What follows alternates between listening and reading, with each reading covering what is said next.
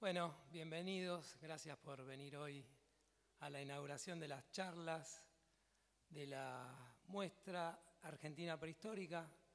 En esta ocasión, la doctora Beatriz Aguirre Urreta nos va a hablar sobre la estadía de Darwin en la República Argentina. Bueno, la doctora es paleontóloga de la Facultad de Ciencias Exactas y Naturales de la Universidad de Buenos Aires y es especialista en paleoinvertebrados. En este caso, bueno, nos va a hablar un poco de la historia de la paleontología. Bueno, Beatriz, muchas gracias por venir.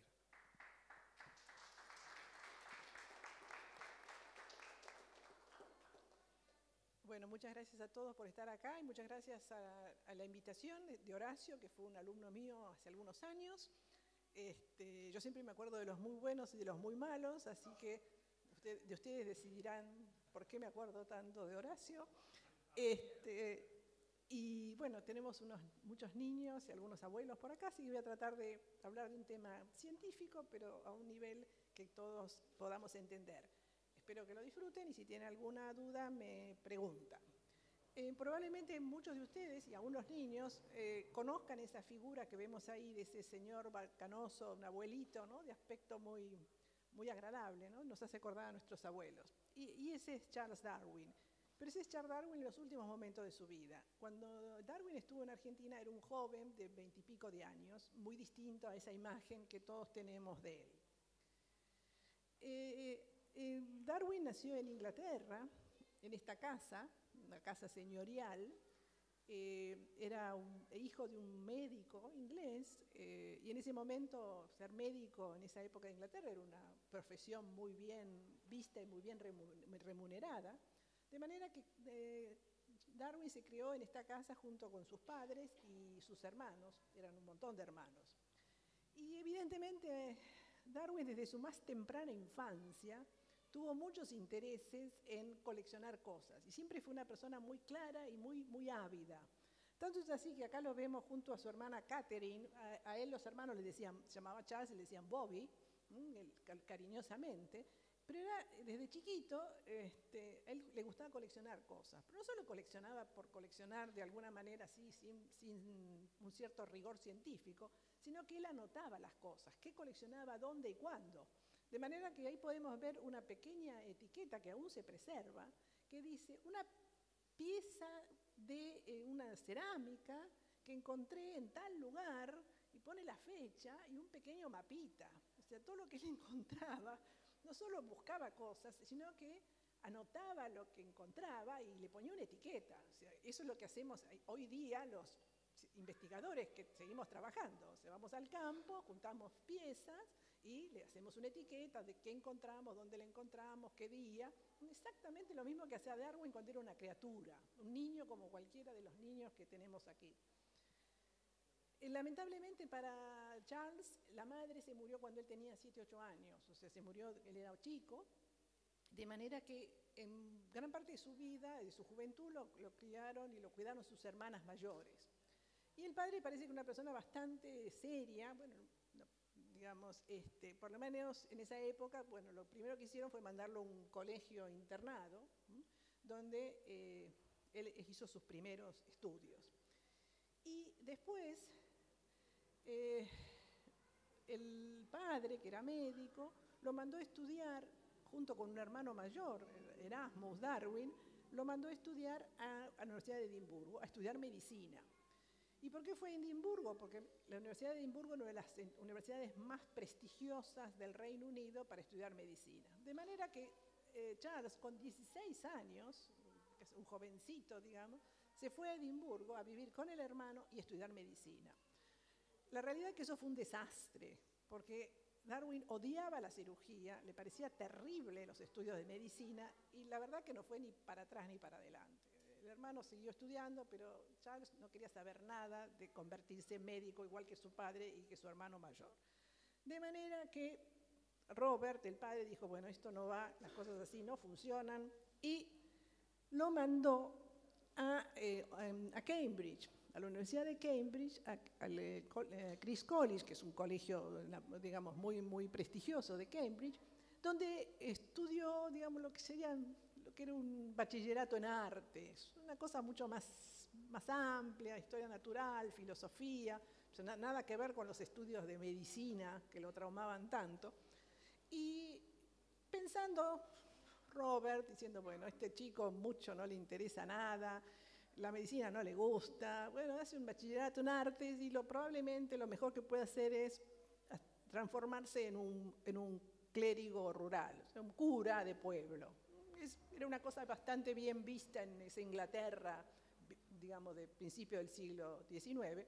Cura rural, no tenían problema económico, entonces por ahí iban el futuro de Darwin. Mientras estaba en Christ's College, él seguía interesado en las ciencias naturales, seguía coleccionando cosas y de sus lecturas, él se quedó muy impresionado con lo que había escrito Alexander Humboldt.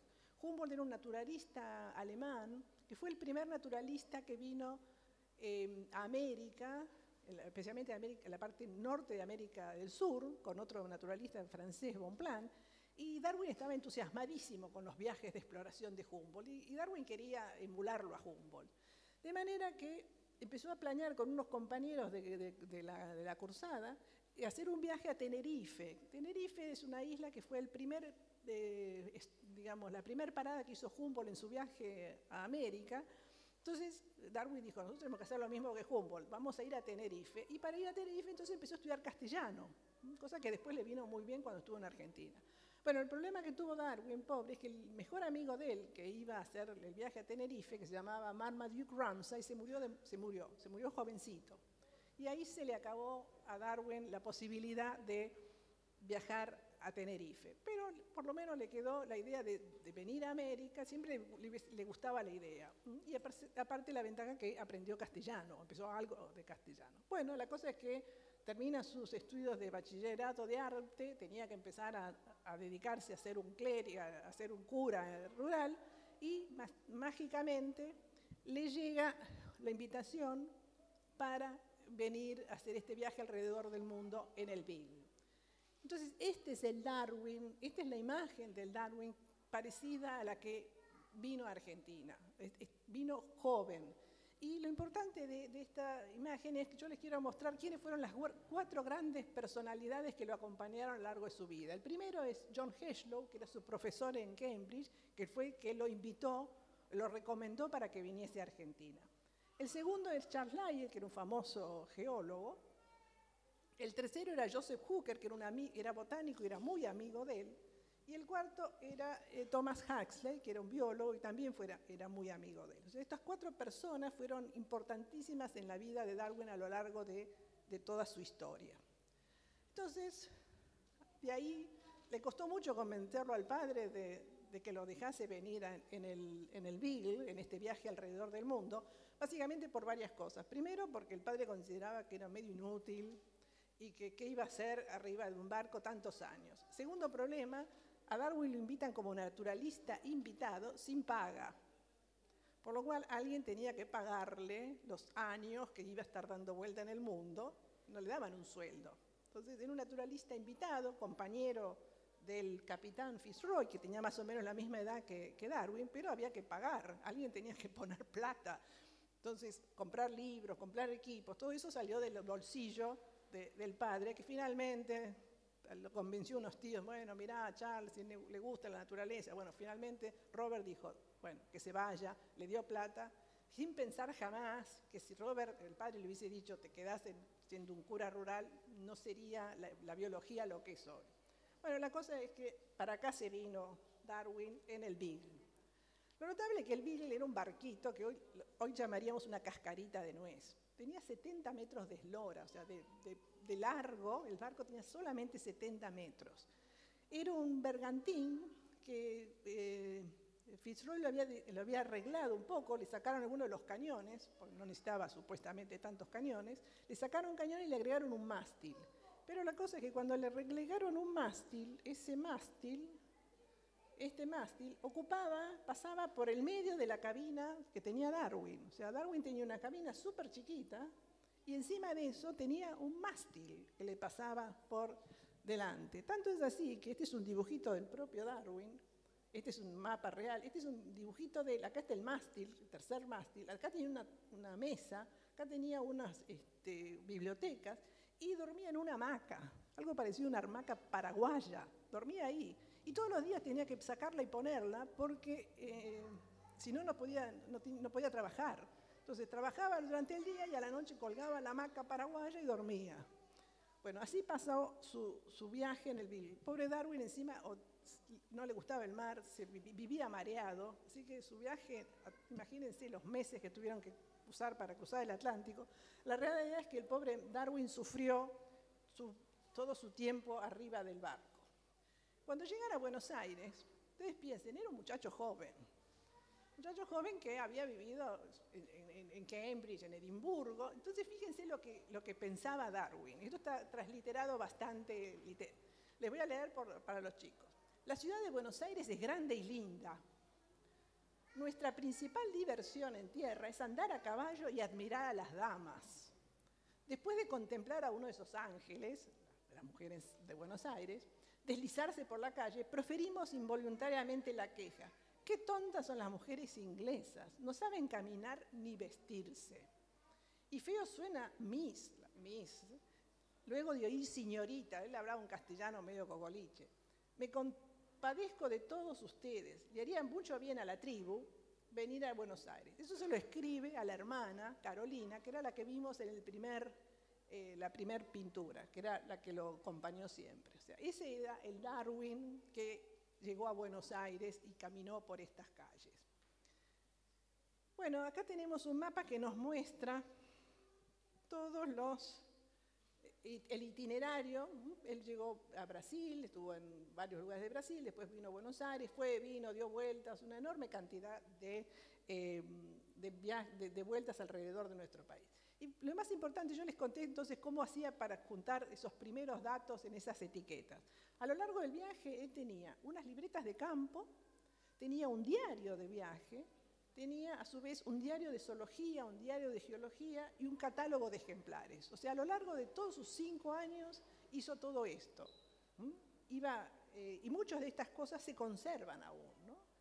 Y esos eran sus equipos de campaña. Andaba con un morral, con una lupa, una piqueta, un pico de geólogo, una brújula, una libreta y probablemente algún ácido para hacer testeos en el campo. Entonces, tenía distintas libretas de campo, 18 de las cuales aún se conservan, y tenía un diario de viaje, donde él anotaba todos los días, un diario como cualquiera de nosotros podemos tener, todos los días anotaba lo que hacía desde el punto de vista del diario vivir, si llovía, si había viento, si habían tenido un buen trabajo, y todo eso se conserva. Entonces, los primeros importantes hallazgos que hizo Darwin es en la región de Montehermoso, en el sur de la provincia de Buenos Aires. Y ahí él, durante varios días, estuvo trabajando y empezó a encontrar huesos de mamíferos gigantes, que estaban muy bien preservados. Acá tenemos algunos ejemplos de cosas parecidas a las que ustedes pueden ver en esta muestra: un megaterio, un gliptodonte, un toxodon. Encontró muchísimas cosas. Y eso fue lo más importante que encontró en la región de Bahía Blanca. Lo importante es que a medida que el barco hacía investigaciones en el mar y medía la parte de las costas, Darwin hacía todo lo posible por estar en tierra, primero porque se descomponía en el mar y segundo porque él quería investigar las rocas, él se sentía un geólogo, de manera que todo el tiempo que podía él lo pasaba en tierra. Así que los primeros hallazgos muy importantes los hizo en la zona de Bahía Blanca, la farola de Montehermoso, y hoy uno puede caminar por los mismos lugares donde anduvo Darwin a principios alrededor de los 1830. Después hicieron toda una recorrida a lo largo de la cordillera de la costa patagónica. Ahí podemos ver, Darwin publica uno de los primeros mapas geológicos, de nuestra Patagonia. Los distintos colores marcan los distintos tipos de rocas. Hizo perfiles, hizo toda una serie de estudios que fueron los primeros pioneros del desarrollo de nuestro conocimiento. Una cosa interesante de Darwin es que mientras arreglaban el barco en el puerto de Santa Cruz, ellos decidieron remontar el río Santa Cruz, que prácticamente nadie conocía, y con un par de barcos y un montón de gente, y llegó un momento que no pudieron seguir avanzando más, tuvieron que volver, y Darwin escribió algo profético, dice, refiriéndose a nuestra Patagonia extraandina, la esterilidad se extiende como una verdadera maldición sobre todo este país, y hasta la misma agua, corriendo por un lecho de guijarros, parece participar de esta maldición. Claro, en medio de la estepa patagónica, pasando frío, digamos, sin comida. Bueno, esa era la noticia, esa es la imagen que tuvo Darwin de nuestra Patagonia extraandina. ¿Y por qué digo que es interesante que él nunca se imaginó la influencia que tendría estas palabras? Porque lo que dijo Darwin de la Patagonia argentina fue usado durante una de nuestras clásicas peleas con los chilenos de quién era la Patagonia. Y como Darwin, que era un especialista inglés, había dicho que la Patagonia era una tierra estéril que no valía la pena, fue una de las razones por las cuales Argentina pudo reclamar todos esos territorios cuando tuvimos una de las disputas con Chile. Porque ya en ese momento Darwin era conocido y Darwin decía que ahí no había nada que valiese la pena. Pero bueno, él siguió con sus investigaciones. Él andaba buscando ya datos este es un ñandú, ¿no? Todos conocemos un ñandú. Nosotros en realidad en Argentina tenemos dos ñandúes, un ñandú grande y un ñandú chiquito, que se llama el ñandú petizo. Y él sabía que había un ñandú chiquitito, pero no lo podía encontrar. Y lamentablemente lo encontró en, en su plato de comida, porque cuando llegaron a Puerto Deseado, la noche de Navidad, el cocinero hizo un plato especial y preparó ñandú que habían cazado. Y cuando lo estaba comiendo, Darwin se dio cuenta que estaban comiendo el famoso ñandú que él andaba buscando y que no había podido encontrar ninguno, por lo cual recuperó los restos que le quedaban, las plumas, parte de los huesos, y así se describió el ñandú petizo de nuestra Patagonia. Después siguieron a lo largo de la costa de Santa Cruz. En esa época había que arreglar los barcos había que calafatearlos porque se llenaban de organismos que les rompían y les comían las maderas, así que aprovechaban los cambios de la marea en Santa Cruz y pudieron, digamos, reparar el Beagle porque había que cruzar el Cabo de Hornos, o sea, había que dar la vuelta y era algo que requería mucha paciencia. Y él anduvo trabajando en estas barrancas de nuestra costa patagónica, como siempre juntando fósiles, muchísimos invertebrados de edad cenozoica, que él los coleccionaba con su clásico celo, y él habitualmente iba, a cada rato que podía, mandaba las muestras a Europa para que no se le acumulasen en el barco. También pasó por las Islas Malvinas, estuvo trabajando en las Islas Malvinas, y cuando estuvo Darwin en las Malvinas, que hizo un montón de estudios geológicos, todavía vivían en las Malvinas un animalito que era un zorrito, que era el zorro de las Malvinas, que lamentablemente está extinguido, y fue extinguido por los colonos británicos más que nada, que claro, el zorro se les comía a las ovejas. Y los últimos zorros de las Malvinas se extinguieron pocos años después que pasase Darwin por esas tierras. Entonces, después de pasar por Malvinas, pasaron por Malvinas, dieron la vuelta al Cabo de Hornos y después recorrieron toda la costa chilena del Pacífico, y cuando pasaban por estas costas, Darwin tuvo ocasión de ver una erupción del volcán Osorno en el sur de Chile. Justo cuando pasaban por ahí tenía esta erupción, y poco tiempo después él sufrió un terremoto terrible del 20 de febrero de 1835 que destruyó la ciudad de Concepción en Chile y que causó un tsunami que fue tan grave como el terremoto en sí. Y es increíble la descripción clarísima que hace Darwin de un tsunami. Todos ustedes habrán visto que en los últimos años ha habido algunos tsunamis muy peligrosos, digamos. Darwin hace una descripción clarísima del tsunami que se produjo por este terremoto, y que él ya empezó a relacionar que estos grandes terremotos pasaban muy cerca de esa erupción de los hornos. O sea, había erupciones de los volcanes y había grandes terremotos. Estos terremotos causaban estos tsunamis, ¿no? Pero es clarísima, él lo sufrió el propio terremoto, no estaba en Concepción, estaba un poco más lejos, llegó y Concepción estaba destruida, pero pudo describir el tsunami y todos sus efectos. Y después el Beagle llegó a Valparaíso, al puerto de Valparaíso, y Darwin, junto con su ayudante, un joven, digamos, que lo ayudaba en el Beagle, hicieron una gran recorrida cruzando los Andes desde Valparaíso por nuestra provincia de Mendoza. De manera que salió de Valparaíso, pasó por el paso de Piúquenes, es un paso en nuestra cordillera mendocina, y él cuenta que se alojó en unas cuevas. Todavía acá tengo una compañera que se acordará de nuestras andanzas siguiendo los pasos de Darwin por esas cordilleras mendocinas, y hace toda una serie de estudios geológicos donde él publica unos cortes con los distintos colores que ustedes ven ahí, son los distintos tipos de rocas. Él pasó por el paso de Piúquenes o de Portillo, que queda en el centro de Mendoza, y volvió a Chile, porque tenía que volver a Valparaíso, por el paso de Uspallata, o el paso clásico donde está el Aconcagua y el cruce más clásico de los Andes modernos. Y él, a medida que iba avanzando, hacía todos estos esquemas que después publicó, y donde cada uno de esos colorcitos que ustedes ven indica un distinto tipo de rocas.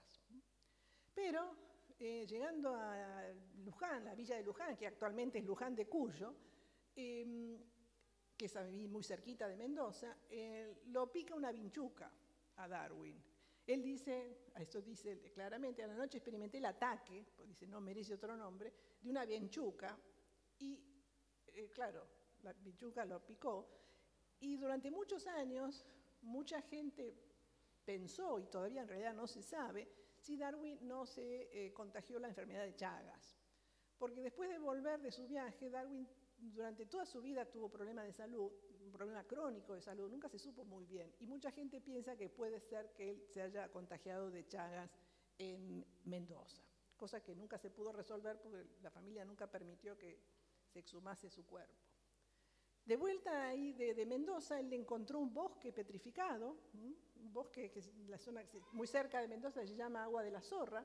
Acá pueden ver, esto es una foto moderna, si ustedes miran acá hay un montón de árboles petrificados que están en posición, digamos, de vida, inmersos en la roca, y Darwin fue el primero en describir este bosque petrificado de las cercanías de Uspallata. También pasó por unos pequeños edificios que todavía se conservan en Mendoza, que son los edificios más antiguos que tiene la provincia de Mendoza, que son unas casitas de ladrillos que están construidas todo a lo largo de la cordillera. Las construyeron a fines del 1760 y pico, para que los correos que iban de Mendoza a Santiago de Chile pudiesen alojarse en el medio de la nieve. Los correos iban a pie, y para tener un lugarcito donde alojarse, el gobernador de Chile había construido estas pequeñas casitas a lo largo digamos, del río Mendoza y de la vertiente chilena. Todavía se conservan, son los edificios más antiguos que se conservan en Cuyo, y Darwin cuenta que él se alojó, aprovechó a vivir en estas pequeñas casuchas que estaban a lo largo de la ruta que siguió. También pasó por el Puente del Inca, nuestro Puente del Inca que está en la provincia ahí de Mendoza, y claro, en esas altas cordilleras él seguía haciendo investigaciones y coleccionando fósiles. Y él se daba cuenta que a estas altas cordilleras, a más de 3.000 o 4.000 metros de altura, le encontraba fósiles marinos, encontraba restos de organismos marinos. Y Darwin se preguntaba, ¿cómo puede ser que a 3.000 metros de altura haya restos de organismos que vivían en el mar? ¿Cómo llegaron estos restos? ¿Cómo ascendieron 3.000 o 4.000 metros? Entonces, él iba juntando un montón de observaciones, los grandes mamíferos que encontró en la zona de Bahía Blanca, las conchillas que encontraba en la costa patagónica, estos fósiles en el medio de las altas cumbres, eran todas cosas que él iba viendo, que él iba anotando, que él iba coleccionando, y que era la primera vez que veía, estaba tratando de entender cómo pasaban esas cosas, digamos, por qué tenían esas cosas.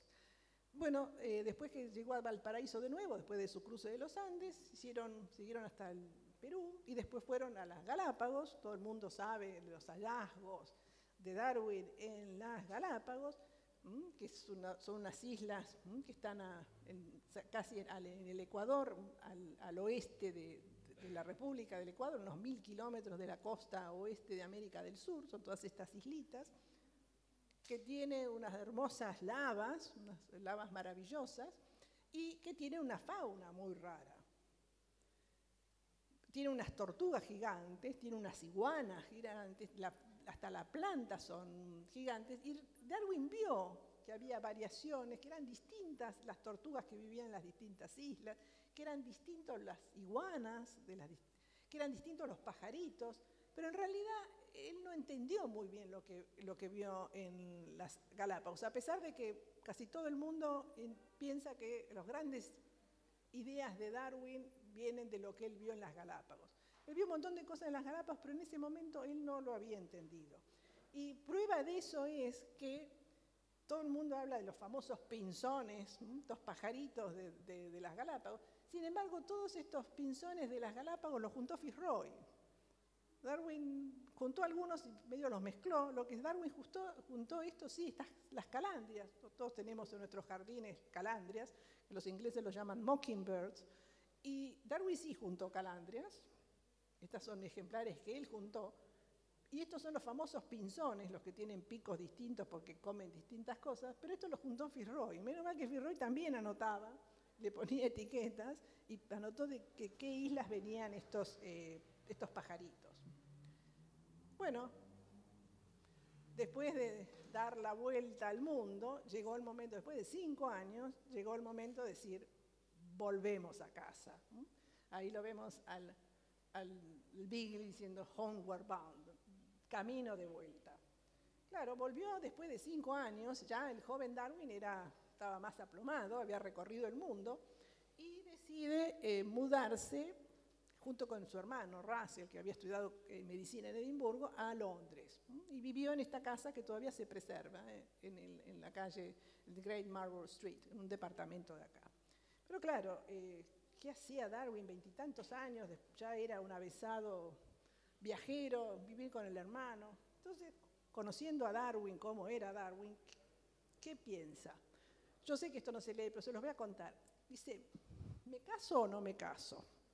Y como era Darwin, agarra un papel, que todavía se conserva, y puso, ¿me caso? No me caso. Esta es la pregunta.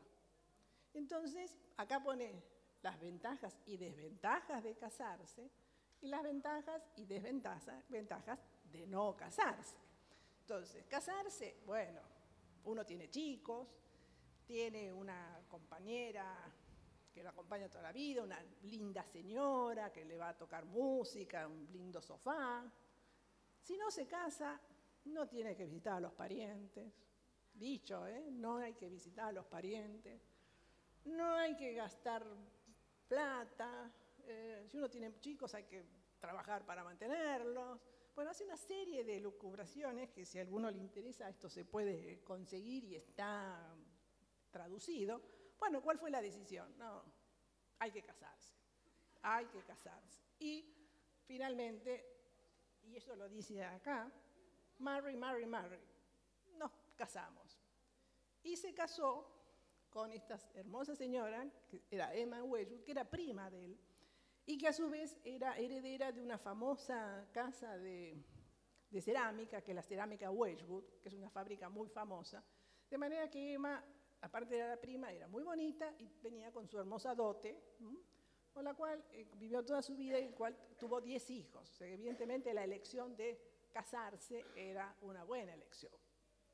Y se mudaron, después de vivir un tiempo en Londres, que todavía hay una placa en la calle Gower, donde vivieron ellos. Londres les resultaba demasiado ruidoso, demasiado complicado, y se mudaron a una casa en el condado de Down, donde hoy día se puede visitar, es un museo, y se conserva prácticamente igual de cuando vivió Darwin. Él vivió toda su vida en esta casa. Es muy interesante visitarla. Bueno,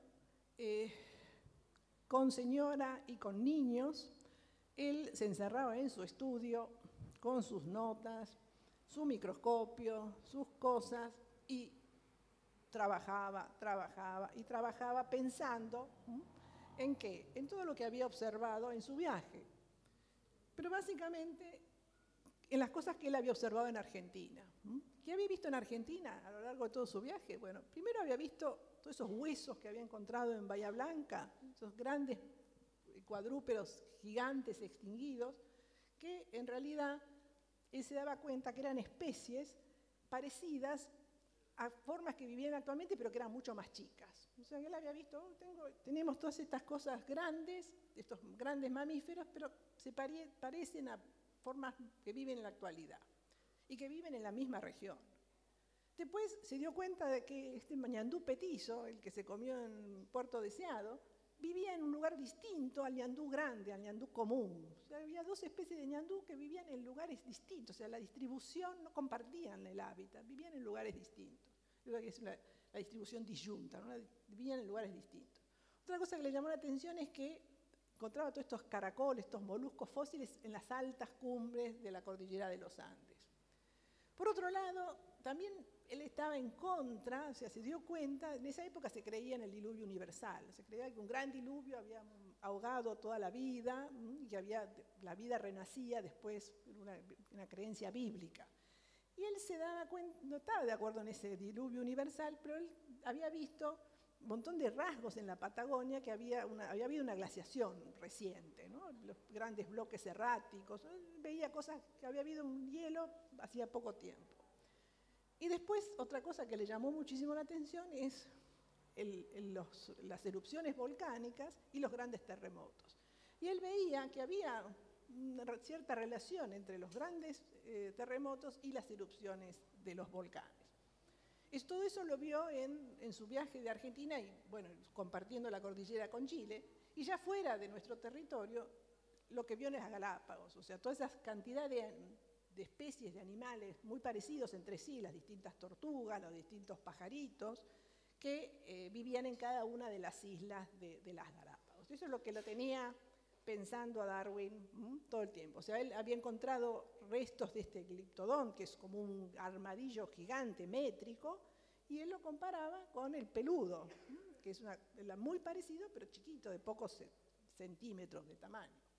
Él también se daba cuenta que el ñandú petizo, que se comió en Puerto Deseado, vivía en esta región que está marcada en violeta, cuando el ñandú común, el ñandú grande, vivía en una región distinta, o sea, no compartían el hábitat. Eran muy parecidas, pero vivían en lugares distintos.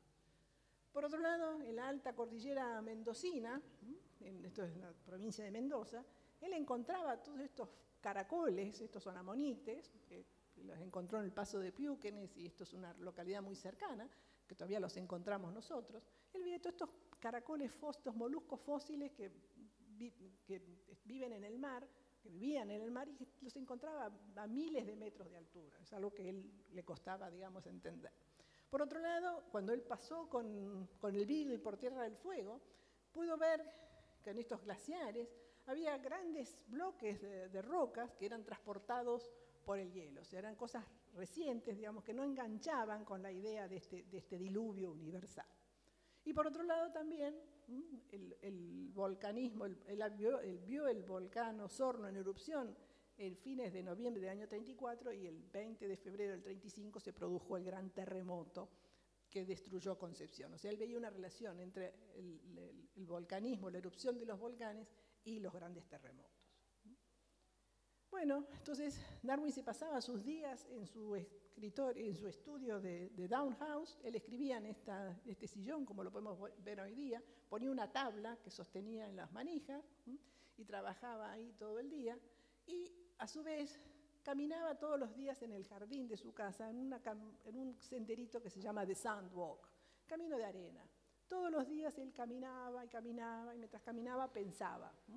Por eso es un hermoso ejercicio, los que pueden ir y los que hemos podido caminar por su sendero de arena. También tenía un invernadero que hacía un montón de experimentos con plantas carnívoras. Todavía las podemos ver, el invernadero está y siguen criando plantas carnívoras. Pero obviamente era una persona también muy familiera, una persona como cualquier otra, y le encantaba jugar al billar con el mayordomo. Nunca sabremos quién ganaba, pero bueno, le encantaba jugar al billar en uno de los salones de su casa. Tenía esta mesa de billar donde le gustaba jugar al billar a la tarde. Entonces, todos esos años después del Beagle, él volvió en el año 1835, 36, él seguía pensando, pero nunca terminaba de escribir lo que él había visto y lo que él había entendido en su viaje alrededor del mundo. Por un lado, sabía por las ideas de otros geólogos como Hutton y Charles Lyon que la Tierra era antigua. Él tenía claro de que la Tierra era, digamos, no había sido creada en los últimos miles de años, sino que era muy antigua. Por otro lado, había leído un autor llamado Thomas Malthus que explicaba cómo crecían las poblaciones. Y a su vez, Darwin veía, especialmente en Inglaterra, que en esa época se criaban palomas, todas estas variedades artificiales de palomas, él veía todas las variedades de palomas que se podían crear por selección artificial. O sea, la gente que criaba palomas artificialmente cruzaba distintas palomas y veía que había toda una enorme variedad de formas distintas que eran artificialmente. Y eso a él le llamaba mucho la atención. Una cosa interesante que aprendí hace poco es que nuestro querido Sarmiento, Domingo Faustino Sarmiento, cuando falleció Darwin, le invitaron a dar una conferencia. Y Sarmiento, dos cosas interesantes. Por un lado, él conoció el Beagle, porque cuando estaba en Valparaíso fue al Beagle, lo recorrió y conoció la tripulación. Y por otro lado, Sarmiento, hablando de Darwin, dice: me parece que hay motivo suficiente para que seamos los argentinos partidarios de la doctrina del transformismo. En esa época no se hablaba de evolución, se hablaba de transformismo. Pues nosotros transformamos una variedad de oveja en otra. Fíjense, en 1800 y pico, la gente criaba ovejas y hacía variedades de ovejas. Dice, hemos constituido una nueva especie, y es muy gracioso lo que dice Sarmiento, la oveja argentinífera, porque da plata, argento es plata, y porque y es argentina además. Entonces él decía que en Argentina teníamos una nueva oveja argentinífera porque era de Argentina y a su vez porque daba plata, y la plata es el argento. Y eso lo dijo Sarmiento cuando hizo una conferencia en memoria de Darwin. La realidad es que Darwin veía, que artificialmente se podían generar todas estas variedades por selección artificial. Entonces, ya estamos terminando, falta poquito. ¿Cuáles eran las ideas? Él había leído a Malthus. ¿Y qué decía Malthus? Malthus decía que las poblaciones crecen muy rápido, pero que ese crecimiento no es un crecimiento geométrico, es un crecimiento muy rápido. Y Malthus tenía claro que si una población crecía geométricamente, no iba a alcanzar ni la disponibilidad de la comida para mantenerle. Y la única razón por la cual la humanidad no llegaba a vivir en una hambruna perpetua era porque había factores que disminuían ese crecimiento, las plagas, el aumento de la edad reproductiva. La realidad es que si las poblaciones crecen geométricamente y nada las para, no habría forma de mantenerse. Y la única manera que se mantienen es porque hay un montón de factores que hacen que ese crecimiento no llegue a ser geométrico y que muchos organismos mueran sin descendencia. O sea, de manera que los que tienen descendencia son algunos. Entonces, para tratar de explicar muy sencillamente cuál es la teoría de la selección de Darwin, en la mayoría de las especies solo un pequeño número de individuos va a sobrevivir para poder reproducirse. Por otro lado, hay variaciones, o sea, hay mutaciones en los individuos y esas mutaciones pasan de un individuo a otras generaciones. Entonces, si un individuo sobrevive para reproducirse, logra pasar esa edad, entonces va a depender de sus propias variaciones y del medio ambiente. Algunas de esas variaciones son positivas y se van a seguir replicando y manteniendo a lo largo de las futuras generaciones. Entonces, esas variaciones que son positivas y que se mantienen a lo largo de las generaciones, con el tiempo se produce una nueva especie. Una manera sencilla de tratar de explicar lo que entendía Darwin con todo lo que había visto. Entonces, todos estos pajaritos distintos que vemos hoy en día en las Galápagos, que son todos parientes, todos derivan de una sola especie que llegó a las islas hace unos 3 millones de años. Una sola especie que se fue adaptando a vivir en distintos lugares, con distintos factores ambientales. Entonces, a partir de una sola especie, en 3 millones de años tenemos toda esta distinta variedad se produce la especiación y tenemos un montón de especies. Y eso ya lo decía Darwin, digamos, fue el primero en generar un pequeño árbol de relaciones de individuos. Él dijo, I think, yo pienso, ¿no? Yo pienso, y hizo un dibujito, como lo vemos en esta libretita, que es famosa, y esto es lo que nosotros pensamos hoy día del árbol de la vida, ¿no? A partir de un ancestro común, tenemos 3 grandes reinos o dominios, y nosotros estamos en algún pequeño puntito de esta gran rama. O sea, esto es una visión moderna de las ideas que tenía Darwin en sus libretas. Bueno, ese es el Darwin de 1850 y pico. Él había estado pensando y escribiendo y analizando y tomando datos y consultando a los amigos, y nunca terminaba de escribir. Tenía manuscrito empezado, en esa época había que trabajar a pluma, cuando, para su sorpresa, recibe un sobre de una persona mucho más joven que él, que era Alfred Wallace, que vivía en las islas perdidas del archipiélago malayo. Dice, mire, le mando un manuscrito que yo tengo, unas ideas que tengo de las especies, a ver qué opina usted. Cuando Darwin lo miró, se quería morir. Wallace había escrito exactamente lo mismo que pensaba él, y que hacía 30 años que estaba, o 20 años que estaba analizando, y nunca terminaba de ponerle punto final. Desastre total. Él se sintió terriblemente angustiado porque Wallace, sin saber nada, le manda el manuscrito, considerando a un ser, digamos que Darwin era un tipo mucho más conocido que él, y le manda algo para ver qué opinaba. Darwin no sabe qué hacer, se lo consulta a sus amigos, y en ese momento hicieron algo que hoy día no se vería muy bien científicamente. Dijeron, bueno, juntemos las dos cosas y leámoslo en la sociedad linneana como una idea conjunta.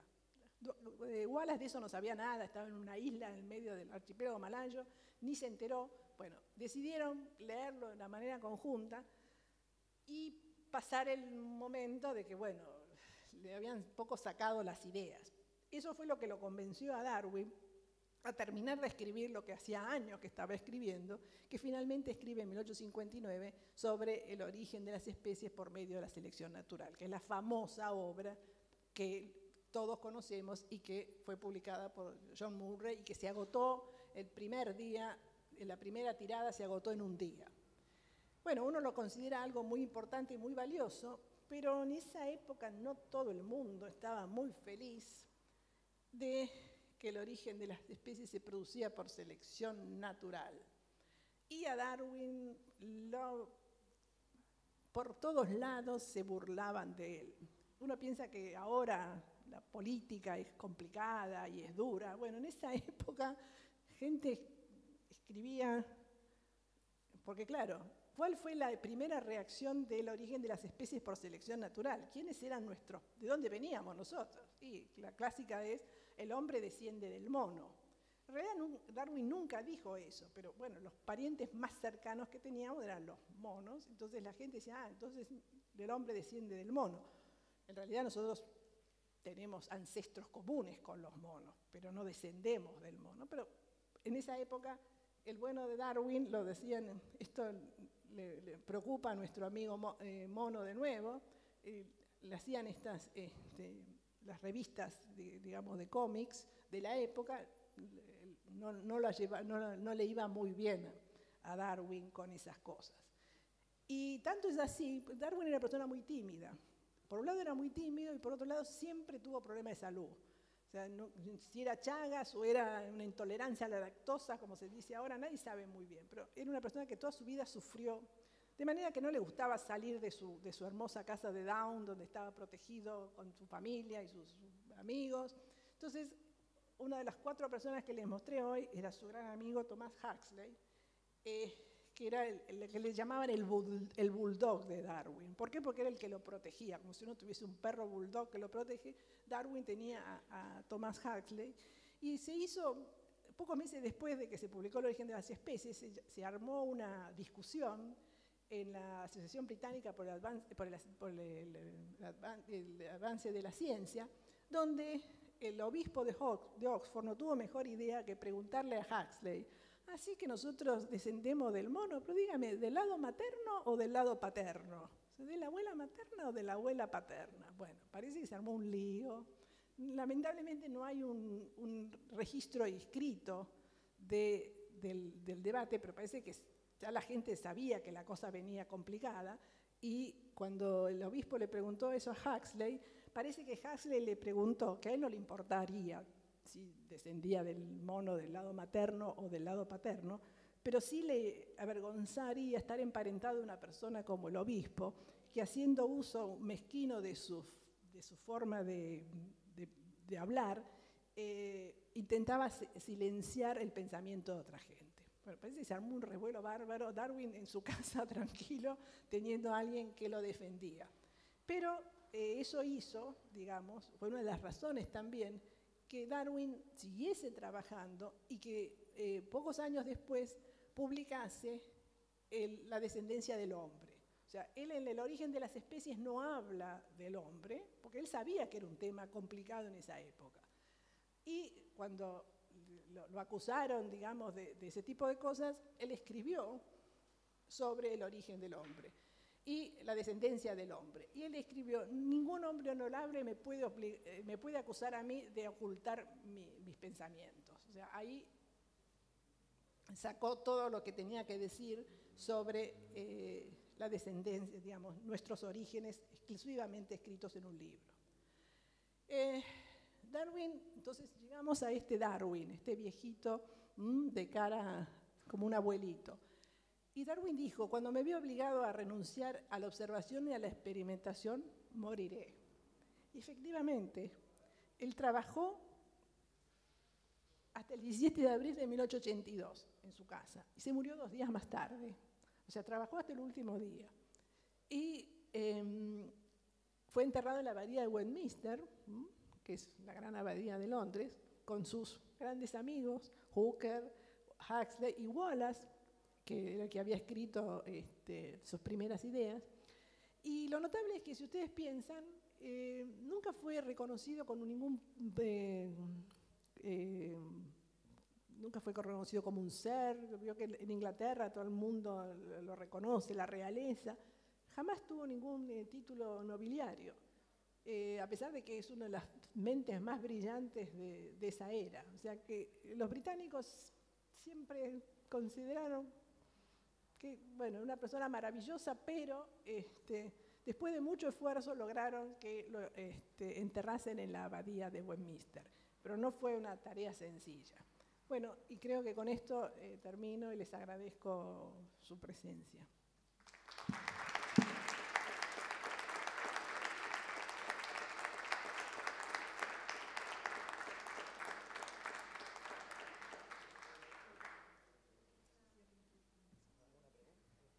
Si alguien me quiere preguntar algo, encantado.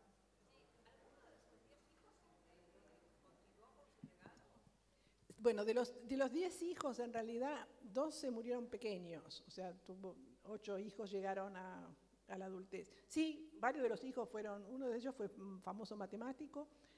Hubo gente, quizás no del conocimiento, pero sí, varios de los hijos fueron, digamos, hicieron carreras científicas, especialmente hombres. Pues en esa época las mujeres estábamos para cuidar a los niños pero sí, varios de los hijos tuvieron importancia en su vida académica.